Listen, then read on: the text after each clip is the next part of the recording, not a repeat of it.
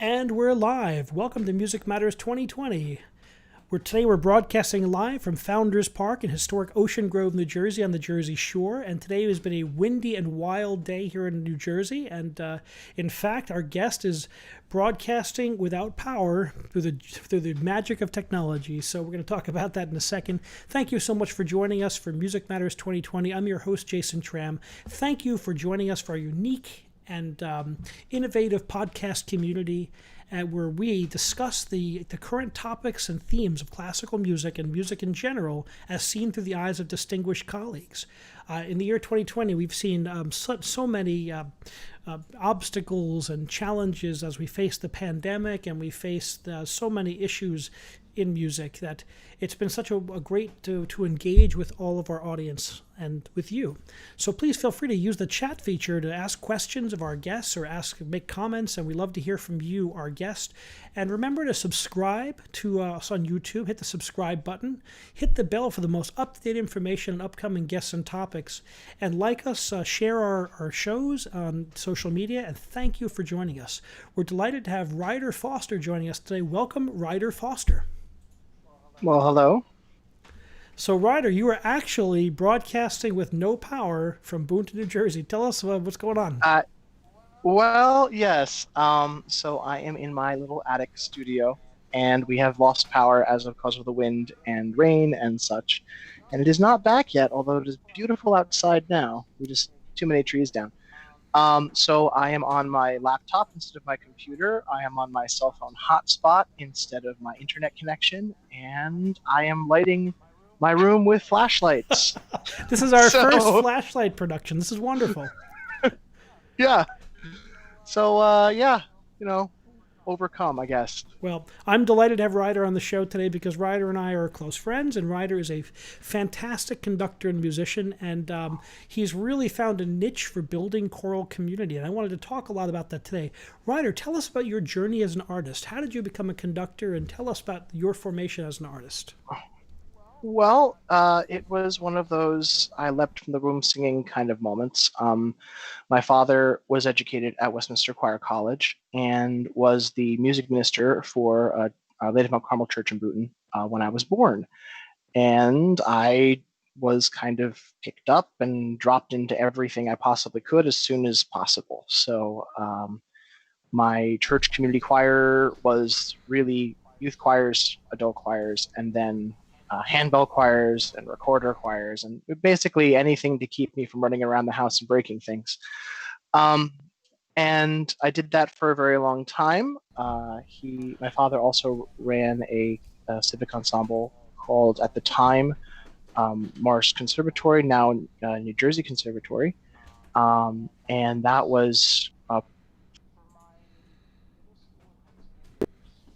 really gave me a lot of to the larger choral works, which I would also say participation in things like region choir, all-state choir, all Eastern nationals, things like that really did also kind of put the fire under what I wanted to do on a higher level than just my high school choirs. And by the time I was out of high school and established that I wanted to be a singer and I wanted to be involved in music, I went to Westminster Choir College myself, and that was a transformative experience for me. That Westminster, as it was, is a very small fishbowl with a lot of very big fish in it. Yeah, wonderful community, and so many of my friends and colleagues have gone there and have taught there, and it's just a real special part of the New Jersey choral community, and puts out so many wonderful artists. Yeah, and it's interesting even in that context because, the first year you're there, you have people who are all music majors, but not necessarily vocalists, and you'll have a piano performance major, an organ major, and you'll all be in the same choir together as your freshman class, and they call that chapel choir. And it's a trial by fire because you've got people who think they're really great, and you got some people who don't have a lot of choral experience together, and then you somehow have to make a cohesive sound and get on board because you can't succeed individually in those settings, and they won't let you. They won't let you. You can try. They're like, no. We do this together. And then you spend the next 4 years singing with those people.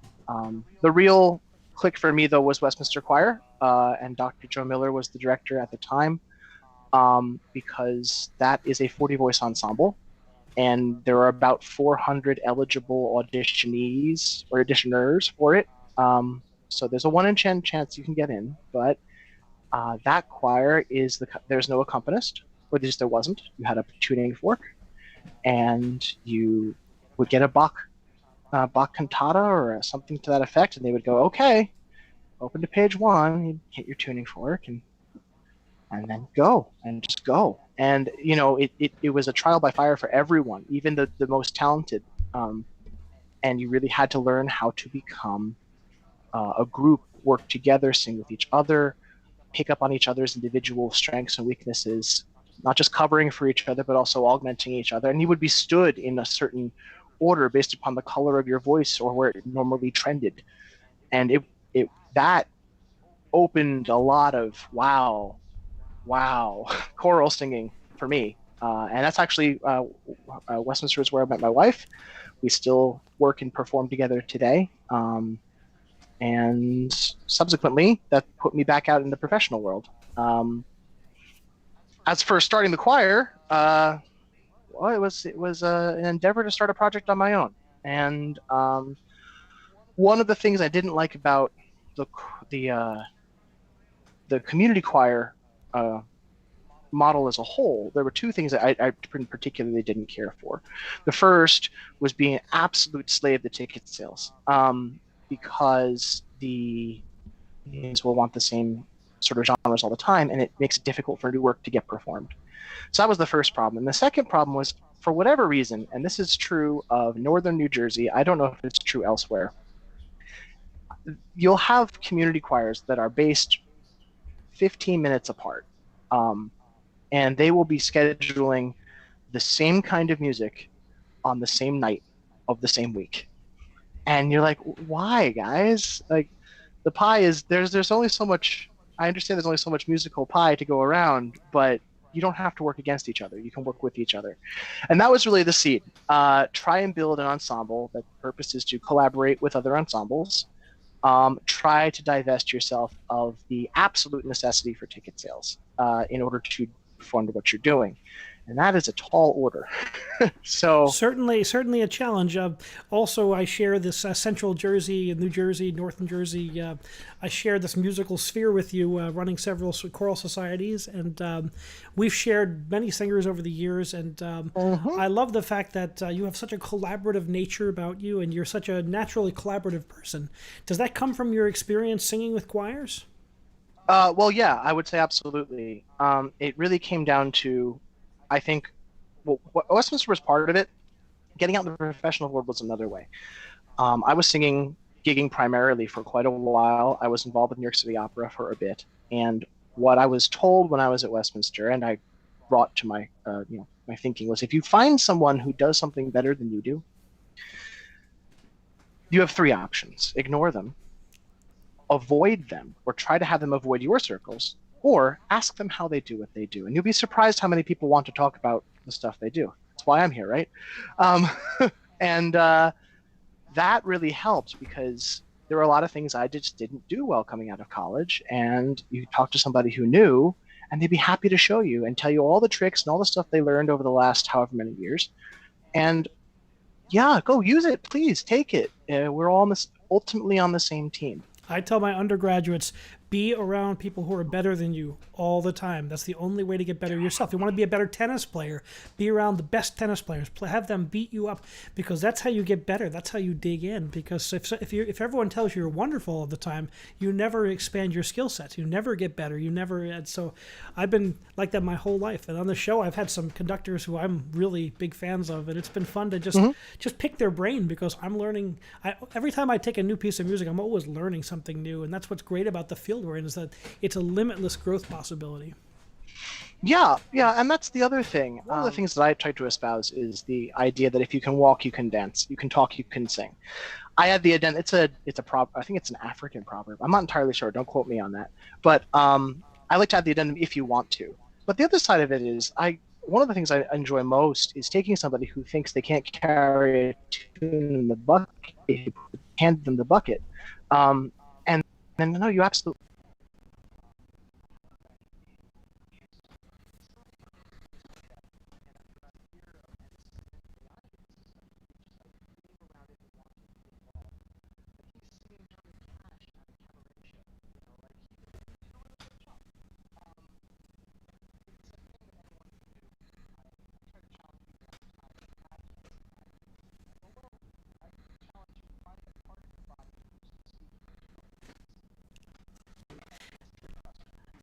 You know how to use them, so it's just learning how to use them in a more controlled way.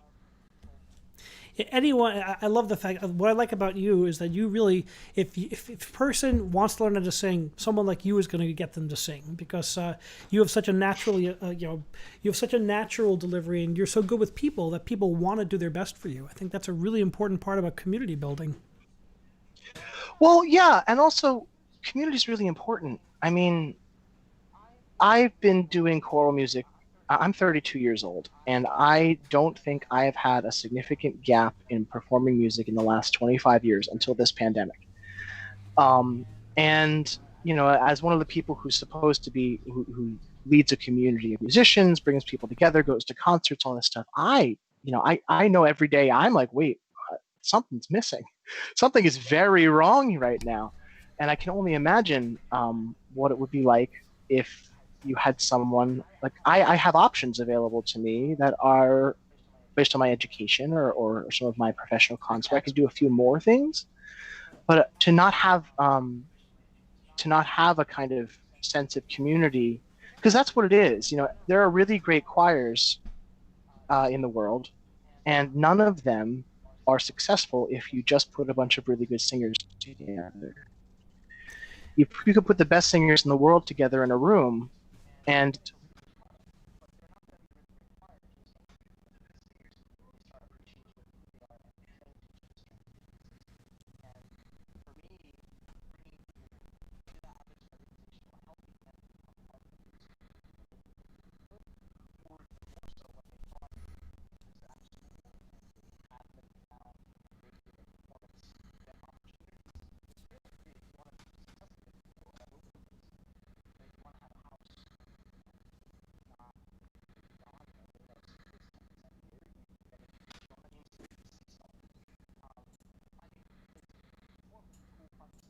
been really fulfilling for me, and I hope for other people as well. Well, I've very much enjoyed working with your choir and doing collaborations with different ensembles that I'm a part of, and it's been so exciting to meld to get to know the singers in your choir. Such a great group of people, and they really have this great identity and this great camaraderie. And I think that's so exciting because there's nothing like the combined energy of people who really want to be there. I work with professionals a lot in my career, and sometimes the avocational singers who are there for the love of performing. Maestro Silipini, who was my mentor, used to tell me, he goes, amateur means for the love of. So it's not about the designation. Some of some of these choirs are so good because it's people who love to make music together, and that's such a powerful thing. Yeah, yeah, and also you can hear it in performances. Even some of the stuff I've sent you of Clarum Sonum, there are blemishes on those recordings, and we could sit in a studio and iron them out and smooth them out if we wanted to. But I think it would take away somewhat from the humanity of it. No one goes to a live concert to hear perfection. Such a thing as a perfect live performance. We go to it because we want a bit of it. We want to see people. We want to experience people doing a thing. That's why recordings can be great, but concerts are so much better. And it's not just in the pop world. You'll hear people all the time listen, oh yeah, I really like Taylor Swift, and they'll love her albums, and then they'll, after they go to one of her concerts, like, oh, and now I'm in love with Taylor Swift. Well, it's because you got to experience the human aspect of going to and being around people who like this medium. And this the idea of Have you ever heard some of the videos of the live feeds of the actual artists and some of the pop artists when sometimes they'll make a artist mad and they'll save the actual audio feed? With pop music, a lot of the times they're playing at least 5 or 6 tracks of themselves singing pre-recorded.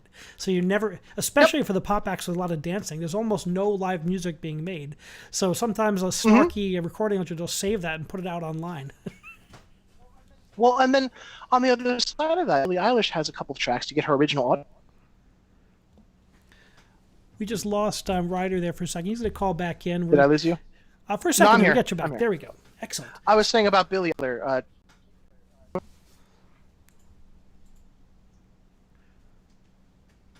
And we're losing a bit. We're going to call in. We're going to Quentin hang up on Taylor. Hang up on Ryder and have him call back in. No, I'm back. Oh, we got you again? I think I'm back. The gods of the internet rejoice. Yeah. That's okay. So I was talking about Billie Eilish, and I was saying how you listen to some of her tracks, and you see like the original audio for it, and she's doing 10 or 15 parts of her own voice in harmony. And yeah, you can't do that live; it's impossible. But they're still doing the thing, and I think it's important now, especially because there's no live performance, to see some of these artists doing all this work with just their human instrument. It's pretty cool. So tell me, Ryder, what are you doing during every artist I've had on the show, and this is the 26th show, I've been fascinated to see what artists are doing in this time of when we're not performing. I know for me, I was supposed to be doing my debut in Vienna and Prague. Those all got transpired. So I had a tour coming that was canceled. I was supposed to be doing tons of travel and mixed in with a really exciting summer, but it's changed dramatically. But I've studied Wagner. I've been I founded this podcast. I've been doing lots of other electronic and virtual things. What have you been doing during your COVID era time? Well, I should say first off that my day job is all in IT. So I have been, I'm one of those people who supports technology, and with everybody being at home now, that has been its own sets of challenges. So for a while, it was just nose to the grindstone on a number of projects related to my work. But in my free time, I have this wonderful book of Bach Cantatas in full score, and I will go through them, and I will, I know most of these, but I don't know them well enough to know where all the parts come in all the time. It's got Christlog. I have that same book. That is the Kalmus book, right? Yep, I got the same. 11. Yep. They have another one for 7 more, so that's a cheap one. Yes, they do, but I have this one, and I will go through here with all its interesting staves and clefs. And I will, put myself to the sight reading test and see if I can make it through these. I've been listening and listening and listening and listening to everything on the planet.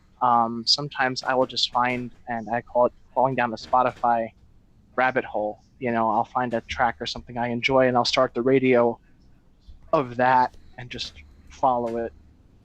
I've been doing stuff for I work for Christ Church in Ridgewood. And they have still been doing choral things. So I have been their facilitator in that particular means, which means I'm putting together the videos and making sure all the people who submit tracks put them in correctly and editing them and lining them up and syncing them and all that. So that it's something to do. And it is fulfilling to see the products come out and makes people happy, but it's not anywhere near like singing live. I'm with you. I was, as we adapted to the virtual platform and the electronic, boy, you're lucky to have that skill set and technology. That's a very in-demand skill set. They're lucky to have you. I have a huge debt of thanks to my electroacoustic music professor, Ron Hemmel, for really beating that into us. You're going to need this. Very prophetic. Mm-hmm. So, but yeah, I've been rediscovering stuff that I haven't had a lot of time to work with. I mean, this past couple of years, every night of the week, practically, I'd be doing something. So I've had a lot of free time to myself. I have been playing guitar more, which is something I never have time to do. Stuff like that. Also, I've been playing Dungeons and Dragons with my friends on the internet. So, because I'm a big nerd, and that's fine. I'm here. I will admit that. Well, it's great to see you're keep feeding your soul. You're keeping the music alive and digging into the Bach Cantatas is some great repertoire. I've been playing with a lot of Wagner myself, and I Hmm. should get back into some Bach. Well, Bach was all of Bach's music is who was it who said it? All the Italian opera composers composed lines, and the German composers composed columns. Bach wrote in squares. So, He was playing 3D chess when all the other composers were mm, playing tiddlywinks. basically. But yeah, and also actually we've doing community stuff at the choir. We are very fortunate that we have a doctor who is a member of our choir, and she is a resident at Near Presbyterian, and she has been on the front lines of COVID-19 the entire time. So she's been doing a lot of Q&As where we'll go on our page, and anybody who wants to join can ask questions like what's safe, what isn't safe, why isn't it safe, why is it safe, how do I go about this? We've been doing a bunch of that. We've been hosting game nights, like things like Kahoot trivia nights on Zoom, and movie nights where I'll pick an old classic film and I'll put it up on a screen share and send it over to people. They can all kind of hang out together. But it's really interesting to watch because you as anybody who's watching this now, you're consuming this on a screen on your mobile device or on your laptop, but and there is a little bit of Zoom fatigue. It's not quite interpersonal interactions, but when you have the opportunity to sit and talk with people and just kind of freewheel and not really feel like you have to do anything other than be there, I've seen a lot of stress go away as a result. So we have our first question from the audience. A friend of ours, Louise from New Jersey, asks, have you delved into the virtual choir? I know you're going to use this for your community choir as well. Well, yes, I am. I'm doing virtual choir stuff for my church choir, and it is. I'm not going to say it is a small amount of work. If you know anyone who has been doing it, and even if you just send them a message, tell them you're praying for them, to whatever deity you hold most dear, because it can be a great deal of work. We did a Teze service at my church job. The repeating text was Veni Sancte Spiritus, and at one point or another, the director decided that they didn't want it to be Spiritus anymore. They wanted it to be Spiritu, which meant going through and making 567 edits to take out 1 nanosecond of S from every track. So if you're doing it and you know choral directors who are, I will be doing it in the fall.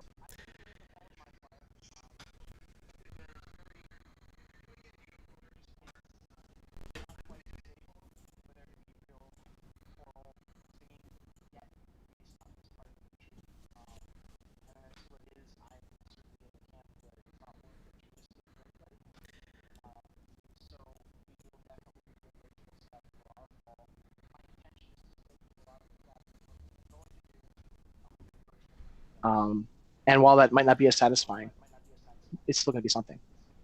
Well, what I've discovered, if you would have told me, like I knew about the virtual choir platform, Eric Whitaker started that about Yeah. 10 years ago, and I saw it and I was like, this is interesting, and it's kind of like, that's nice. It's just a publicity stunt type of thing, but it's interesting certainly, and it's using new technology. And then when the pandemic first hit, and I was teaching the university, and I just said right away, someone said, "Can you do this?" And then I explored the options and how difficult it was. I said, not right now. So then I started studying it, and as of now, I've done about 20 of these projects between me and my son at Ocean Grove, and with my 2 choral societies. Now that I've gotten a handle on the technology, it's taken a long time, but it's a tool we can use in the interim. Mm-hmm. And what I find with people and this technology is there's a learning curve. I had an expert in virtual choirs, Julie Galke, on, and she has her tutorial video has 85,000 views, or actually it's 95,000 views now. Check it out. It really tells you the technology that goes into this. And the first thing she said is, when you attempt this for the first time, be patient with yourself. It's not an easy thing to do. It takes a lot of time. The choristers have to understand that, like things that come together so easily when there's a conductor up there, like releases and teas, and then dynamics. Everything's got to be added in post. So Yeah. the simplest things become the hardest things. So it's the type of thing where it's really important that people give it a try, and you can do some amazing things. And to me, when I see my choirs get together and they come together and it sounds like a chorus, it's so fulfilling, and something. Mm-hmm. I think it's a useful tool in this time period. Nothing's going to replace live singing. That's what the magic of choral singing is. But it's something in the interim that we can all use and adapt as this time period requires. Yeah, the first thing we're actually so my choir is based out of an Elks Lodge in Bhutan, which is an interesting factoid. We're going to talk about that because I'm now a member. I'm a member of that Elks Lodge. Yes, you are. But the Elks Lodge, or the Elks organization as a whole, is pretty cool, actually. They are the largest single donor to veterans and special needs children in the country. They have a lot of initiatives and charities that are, and they do so quietly. They're really not about, waving the flag that we donated money to fix something. They just want to go, well, how can we help? Which is one of the reasons I really like working with them and working for them, being an elk. So our choir, the Bhutan Elks Lodge, was built the way it is now in the 20s, before there was a lot of microphones. And they have a beautiful ballroom with very tall vaulted ceilings and hard surfaces and a hardwood floor and a little tiny stage. And when we were starting, when Clarum Sonum started, it started rehearsing in a conference room in someone's business. Which was donated to us because we didn't have a shoestring budget. We had a monofilament budget. And we found out that our rehearsal times were not being used by this Elks Lodge. And I had known one of their exalted rulers, presidents as it were, when I was a kid. And he's like, well, I'll go up there and I'll open it up. And why don't you use it for now? And if you like it, and it works out for you, well, patronize their bar or something, is what he would say. And they're like, okay, well, we did that for a while. And now we are a full-fledged committee of that lodge, and we're in there all the time, and we do fundraising for them, and they let us use the space, and we bring as many people in as we can. We put instruments in there, all sorts of stuff. It's a wonderful symbiotic relationship you formed with that organization, and you have the space, and you got the musicians, and it's a beautiful. It's a great cost savings, and it's a wonderful rehearsal space, and you've really found a good partner there. Well, and also the Elks had a vacuum.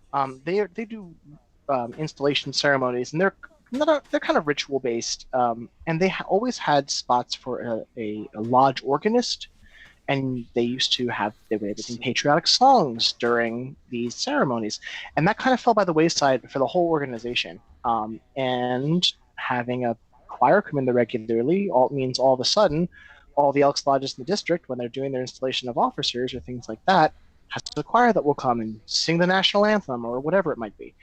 And that's been helpful. So it is very much a symbiotic relationship in that regard. We were actually featured. They had their 150th anniversary in 2018, and they put together a big video about it. And if you go look up on the Elks website about their 150th anniversary video, you will see me pictured as their founder and the choir singing America the Beautiful. So it's been fun. It's been a ride, but it's been fun. So now you've served as a leader for that lodge, right? Yes. Any job where they hand you a ring of keys that's about this big and has about 50, 60 keys on it, run. Do not walk, run. But no, it's an old building with a lot of things to work on, but it's a really great community of people, and you can do a lot to help, a lot more than you might think. So that's the big thing. I'm on the show. This is Music Matters 2020, and we have our guest is Ryder Foster. He's the founder of Clarum Sonum and a wonderful choral conductor, and it's been great to have you on. So tell me, also, we have our second question. This is Steve from Ohio. We have someone from the Midwest here, and asks, hi, Steve. How do you see choral music in the next 6 months? What do you see as a choral professional? Well, Jason and I were talking earlier, and he put out a pretty good analogy. The ship is in a storm, and we have to keep the ship afloat so the storm can pass. And that's kind of what we're doing. I think choral music is alive and well, and in it has been evacuated for its own safety. And that doesn't mean it's going anywhere, although there will be a vacuum when we can come back. I think a lot of people, we're talking about building a choral community, and it's true that you can get a very fulfilling personal experience singing in a lot of different ways. But the thing about choral singing and singing together is that it's a team project. And team projects, when you have a good team and when you build a good team, are just more fulfilling. They are, when you can contribute to something a little bit larger than you could do on your own. And so I think choral music will be okay. I don't see it, given what I've talked about with some doctors and some researchers and a bunch of other choral directors, at least in the Northeast and the surrounding area, I don't really see it being a really feasible medium on Christmas, maybe later, just because of the dangers of aerosolization and particles getting out and spreading, because singing is an active event. Anybody who tells you singing isn't an active event has never sung Beethoven's Ninth Symphony. You will know you did something. You get to the end of that, and there's a lot of air moving. And anybody who's been in a concert venue will tell you that if you have a big choir, it might be nice and cool when you start that concert, but by the end of that concert, it's going to be really warm, and that's just how it is. I think virtual choirs are going to help. I know I've been doing them. I will be continuing to do them. I know I will be continuing to try and collaborate with people as we can, but until we have a safe way of doing it, or at least a safe treatment if it goes wrong, I don't think it's worth it for somebody to get sick. Yeah, I think the safety of the people, as a fellow community choir conductor, I think, and I work with a lot of community choristers and choristers all over the place, that the safety is our number one concern. No one wants to be in the choral rehearsal more than the two people you see up here in front of us. We're all, I'm used to doing 8 rehearsals a week on a slow week, and all of a sudden on a dime our lives have changed. But just remember that if you are someone who loves to sing, we will need music more than ever. Keep music alive however you can, because we need music. Society needs music. These projects are important. I mean, I'm putting out. I'm amazed by how many people watch the virtual choirs that are being put out there. Even the community ones I'm doing every week at Ocean Grove. We have at least 500 people, up to 2,500 people watch these videos, and they come. Someone from Indonesia was saying how much they meant to them, and it's just amazing to me how we've taken the one good thing about the virtual platform is it takes geography out of the equation. I had someone from Australia and people from India submit on 2 of my projects. It was just so interesting to me. I'm like, who are these people? Where'd they come from? And to get to know them a little bit, it was pretty amazing stuff. Well, and also, not for nothing, if you're watching this and you're thinking to yourself, oh man, that's like fun, but I would never do it. Just do it. Just go. Grab a virtual choir. There's a million of them out there. Eric Whitaker's is still doing a bunch of stuff. Ocean Grove's is doing a bunch. If you look around, you will find them, and they're open. No one's sitting here going, oh, please audition for our virtual choir. Please come join and sing us in our virtual choir. And if you're really worried about recording something on your own, if you can find a place where they've got a little backing track you can sing with, put it in your headphones and sing along, record yourself. It works. It works really well. I just want to tell everyone, in my experience, nobody, and Julie Gelke said the same thing. She's done thousands of these projects. She was saying that nobody likes the way they sound on the iPhone. Nobody, including me. I did a couple of them myself just to test out the technology when I was doing it, and I listened to myself and said, oh, I got to do that again. I missed this interval. I shaved that, not enough. I'm not supporting. I need to lift my soft palate. And in the end, you don't hear a lot of the little things when you put the voices together. Just like a real choir, you don't hear the little nuances because there's no reverb on your home recording. We add that in post.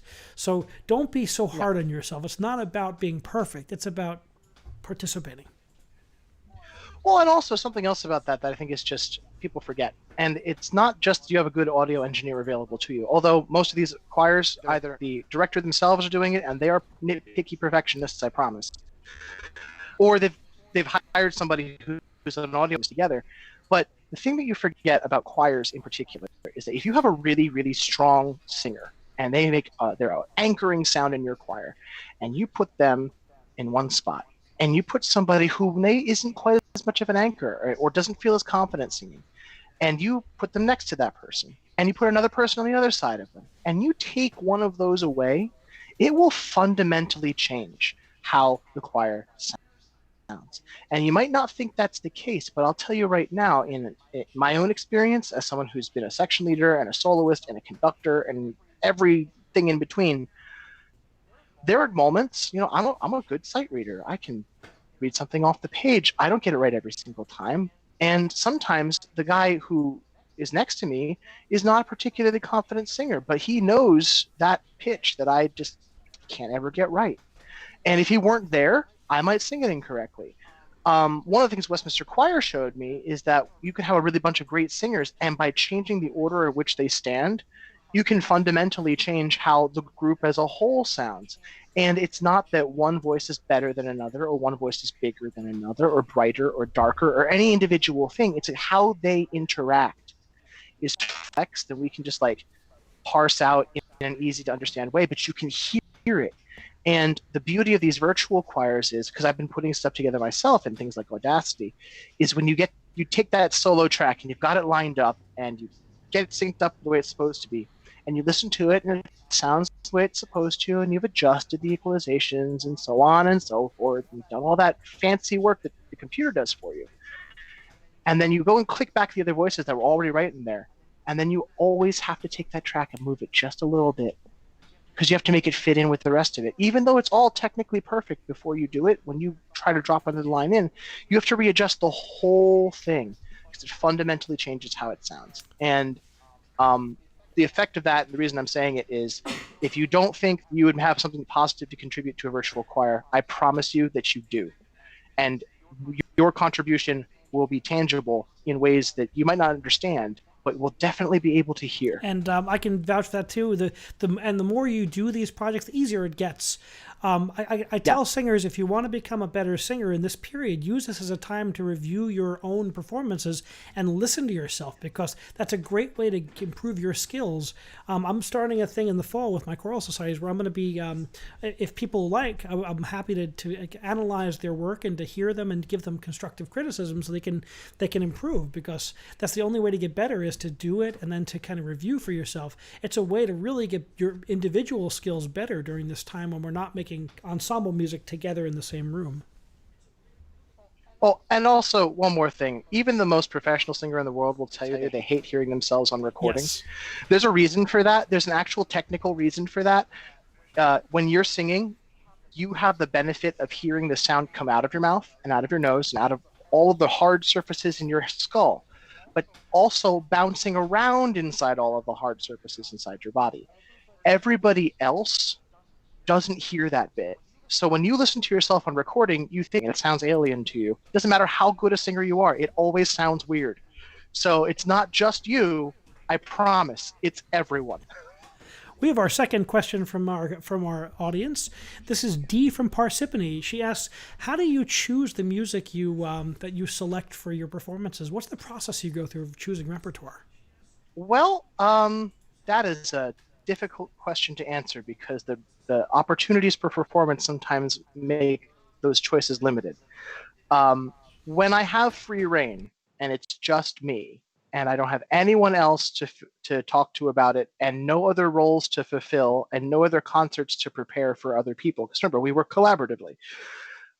Generally speaking, what I will do is I will find a piece of music that I know my group has done, or I think my group can do very well. And I will find two pieces that lead up to it in terms of the skills necessary to complete it, and two pieces that are past it in terms of difficulty. A lot of people give me grief about this.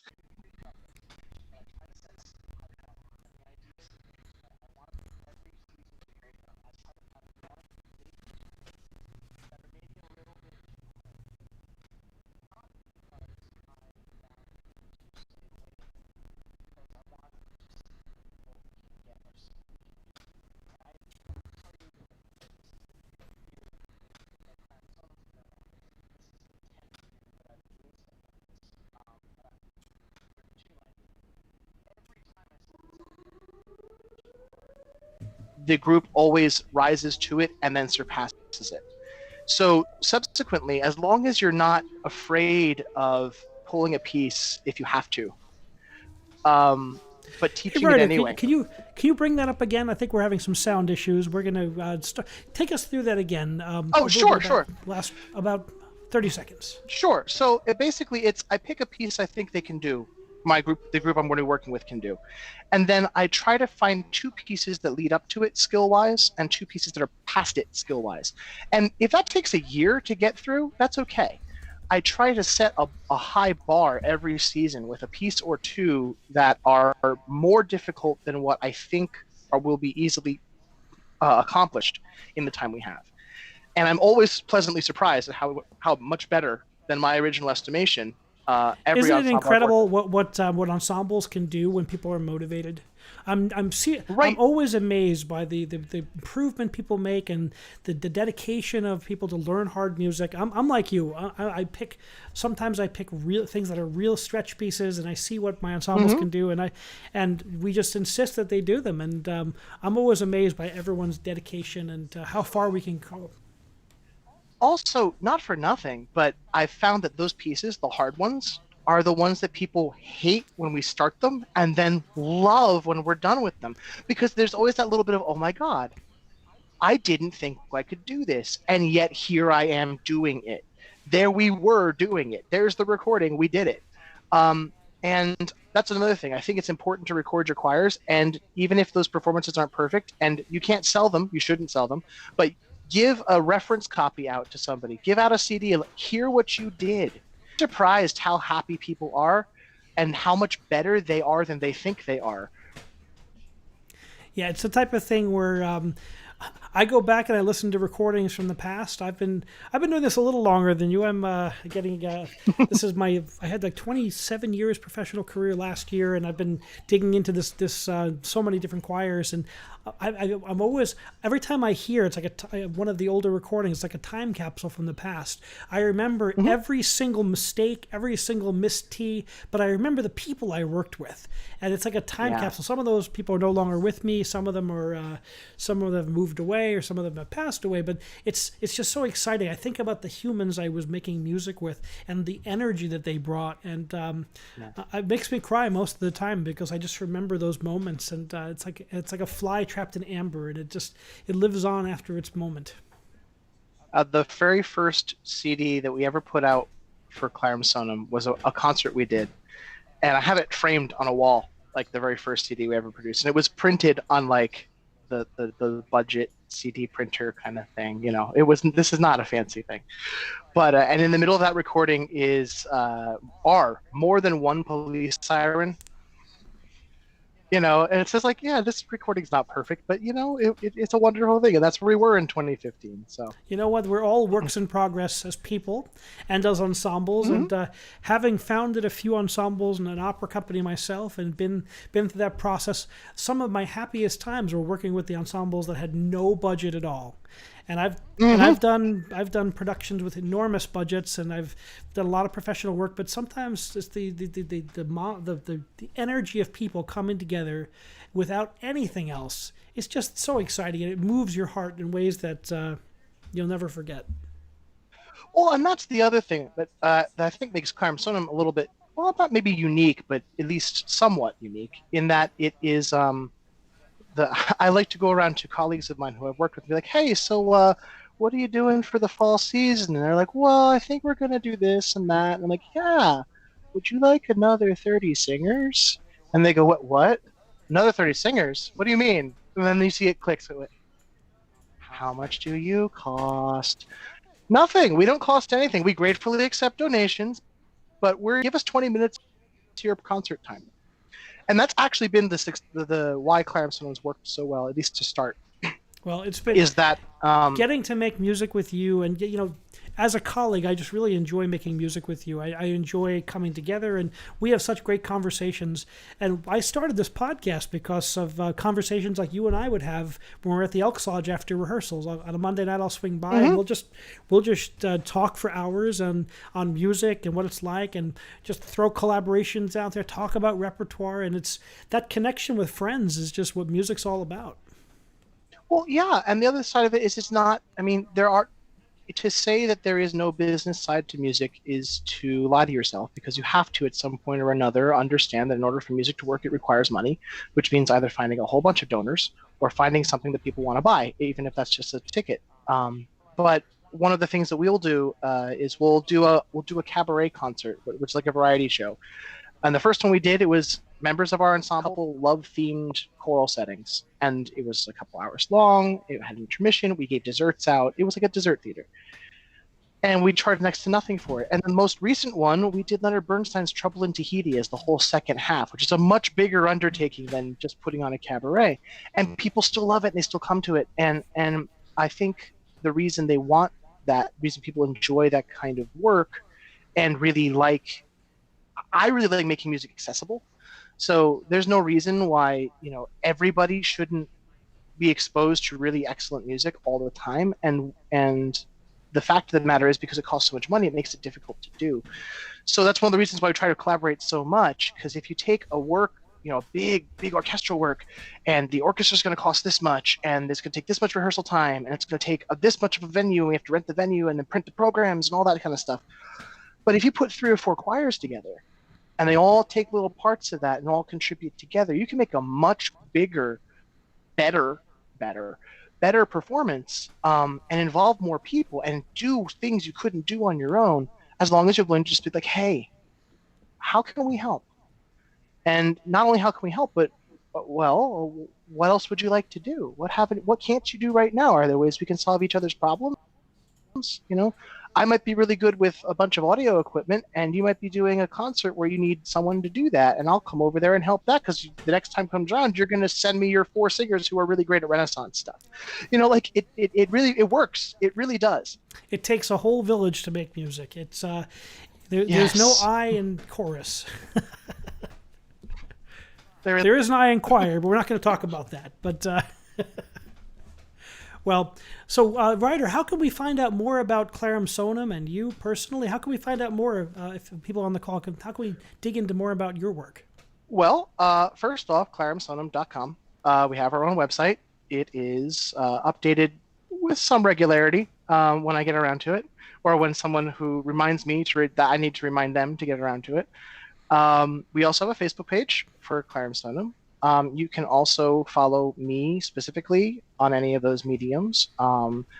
There's not a whole lot of performance going on right now, but usually there is. Through the Elks Lodge that I am associated with, we do a lot of things like jazz concerts, and I have a cousin who's a very famous Irish Celtic guitarist, and he'll come once or twice a year and perform in the area, things like that. We're all over, and we do all sorts of stuff when we can do them. Now is a peculiar time for those sorts of things, but there will be more. We're also going to be doing a fundraiser for my Elks Lodge.